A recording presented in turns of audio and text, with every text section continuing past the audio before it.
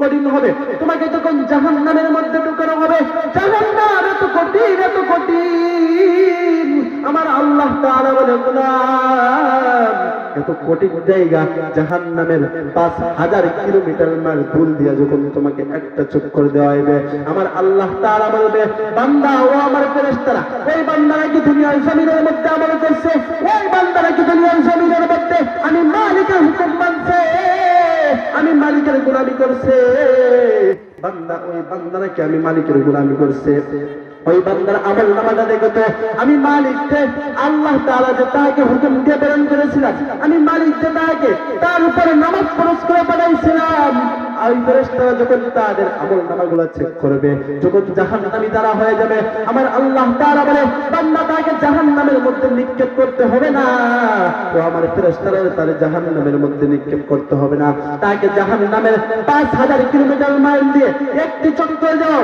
বান্দাকে যখন 5000 kilometre mile দিয়ে একটি চক্কর দেওয়াইবে, বান্দা সঙ্গে সঙ্গে ডাক দিয়ে বলবে, ও রব্বুল আলামিন, এটা কোন কঠিন জায়গা, এটা কোন কঠিন জায়গা, এরকম কঠিন জায়গা তো আমি দেখি নাই, এত শাস্তির জায়গা।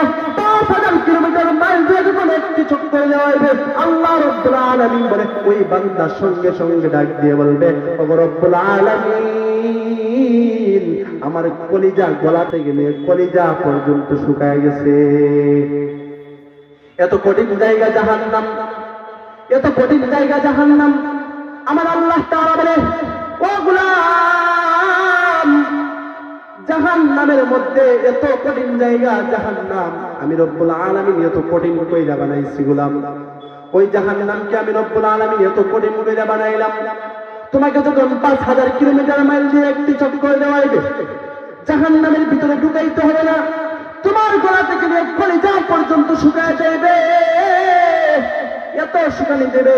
বান্দা, শুকানির সঙ্গে সঙ্গে তুমি মালিককে ডাক দিয়ে বলবা, মালিক, আমাকে এক গ্লাস পানি দেন।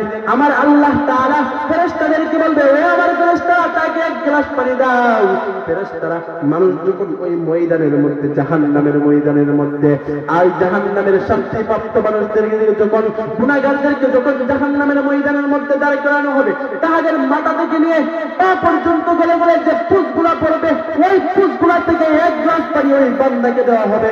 বান্দা যখন ওই পানিটা পান করবে, বান্দার সঙ্গে সঙ্গে গলা থেকে নিয়ে তার নাভি বুড়ি পর্যন্ত সঙ্গে সঙ্গে সবকিছু ছিঁড়ে পড়ে যাইবে।